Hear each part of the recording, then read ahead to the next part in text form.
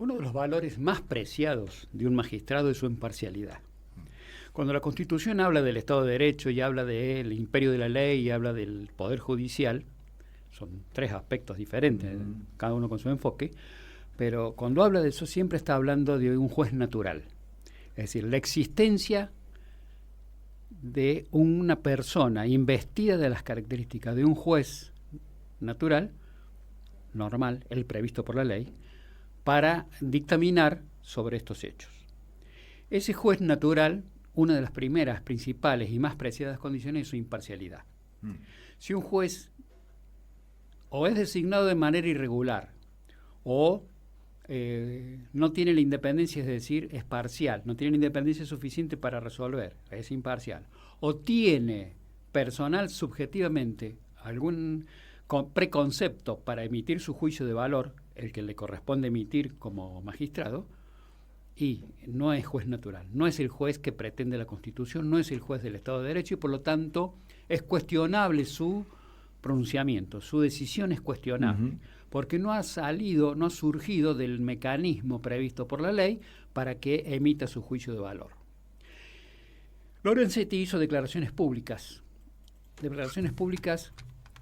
pésimas, declaraciones públicas inspiradas más en su ambición de poder, de querer definir, decidir, y en esa disputa que tiene de hace años y que venimos señalando semanalmente en este espacio en relación a la actividad del Poder Judicial, Lorenzetti se ha excedido, se ha desmadrado.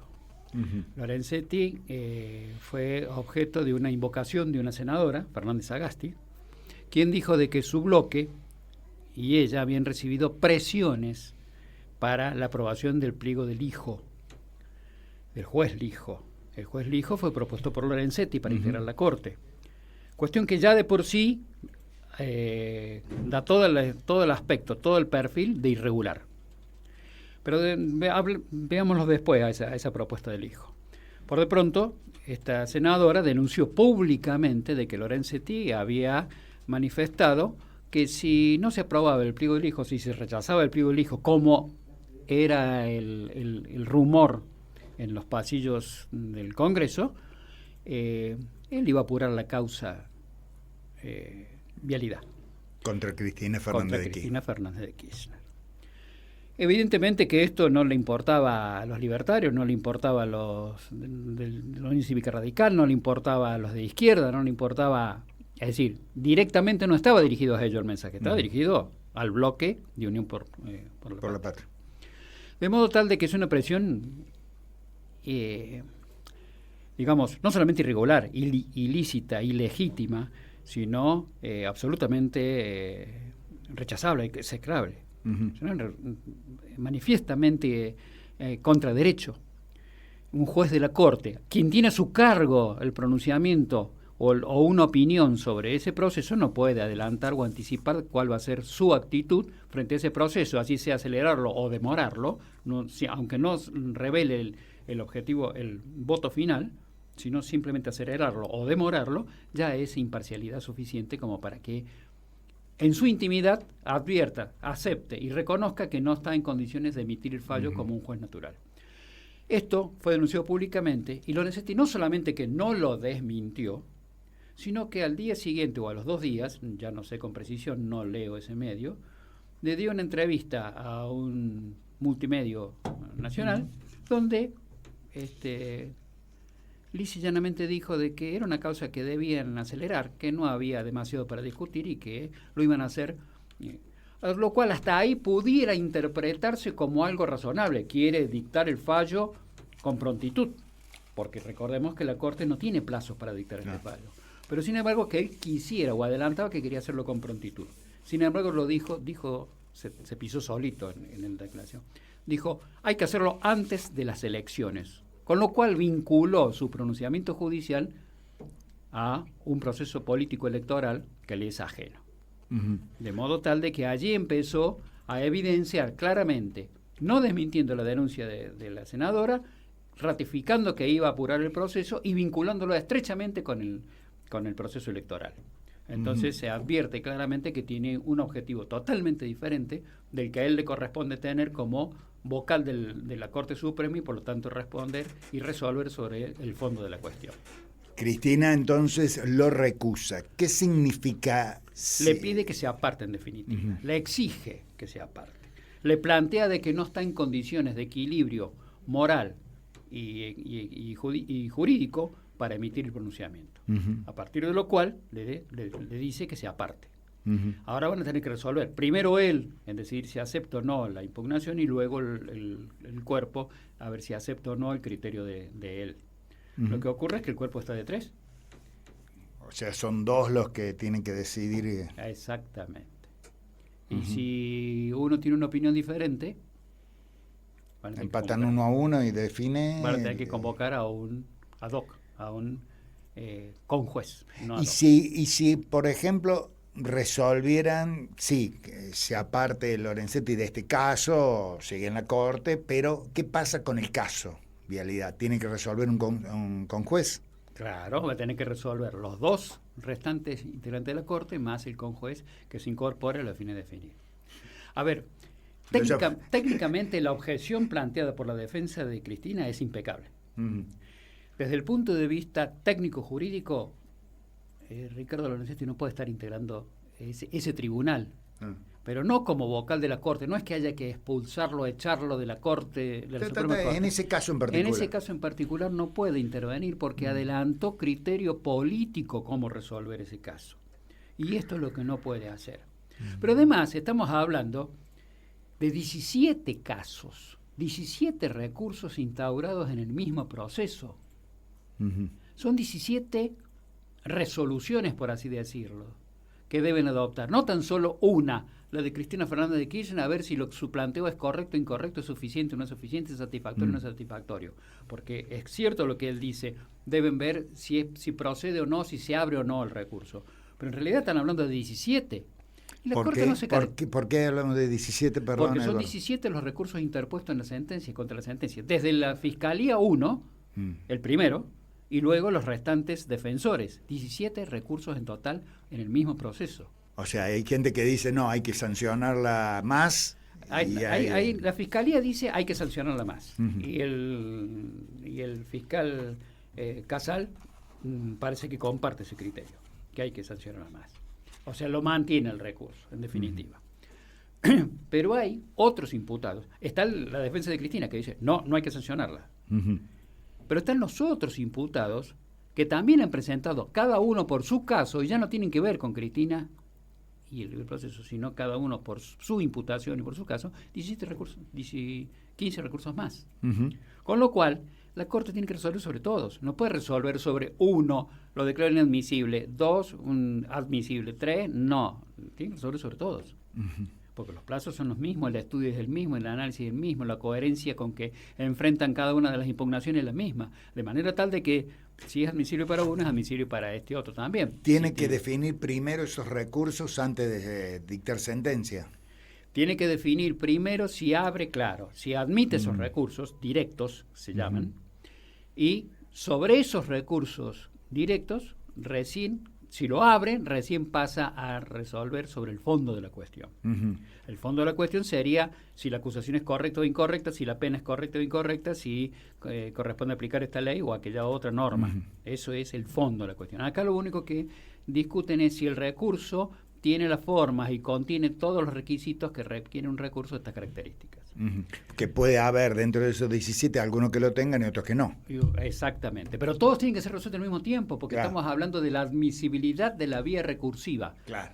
Entonces, ¿por qué? Si yo soy defensor del tercer imputado, tengo que esperar 4 meses más o 6 meses más que resuelva mi caso si resolvieron al del primer imputado hoy o ayer o la semana pasada. ¿Por qué debo esperar eso?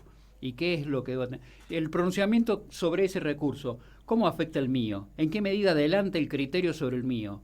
Que voy en tercer lugar. Se resuelven todos al mismo tiempo. Son 17 los recursos que tienen que resolver. Sí, y la Corte no se caracteriza por resolverlos prontamente. Y entiendo, es lógico, son casos muy precisos, muy detallistas, muy profundos. No puede resolverlos rápidamente, a la ligera. Recuerdo que cuando Juan Carlos Maqueda deja la Corte Suprema, le consultan por el caso Cristina, por llamarlo en términos generales, y dijo, va a ser un caso que va a llevar mucho tiempo antes de que se resuelva. Pero es claro, lógico. Él ya no estaba. Claro, es lógico esa apreciación. Es lógica y se compadece con los tiempos que la Corte está utilizando. Hemos hablado en otros programas aquí del tema de Cavallo, al cual terminaron sobreseyendo por prescripción porque había pasado tanto tiempo que no lo habían resuelto. Claro. Entonces, es lógico que la Corte, no justifico el caso de Cavallo, se dio la Corte ahí, pero en realidad es lógico que le insuma mucho tiempo a analizar, porque son recursos muy precisos, muy detallistas, muy minuciosos, profundos, analíticos, de filosofía del derecho, de lógica del derecho. Entonces hay muchos. Sí, también es cierto que se dan casos como el que tenía como imputado o eventual imputado al titular de un importante ingenio azucarero salteño. Se murió el tipo, y se murió de viejo. Disfrutó hasta el último día de todos los bienes que acaparó a lo largo de su vida, y si no hay castigo eterno, si el Papa está equivocado, sonamos, no tendrá nunca ningún tipo de castigo. Es así. Desgraciadamente en ese caso la interferencia o la demora o la mora judicial obedece a otras razones, diferentes de las que estamos hablando acá. Sí, seguramente. Pero ¿no? en definitiva, a lo que íbamos, Lorenzetti a cargo de esa situación no puede estar, a cargo de eso, no es creíble. Sí, Eduardo, uno tiene la sensación que en Córdoba al menos, por lo menos en la justicia ordinaria, cada vez que uno presenta una recusación, es decir, que a veces ni hacen falta motivos para recusar a un juez, es decir, simplemente esa persona tiene una relación de enemistad o de amistad conmigo, ese juez, considero que debe apartarse, y se aparta. Sí.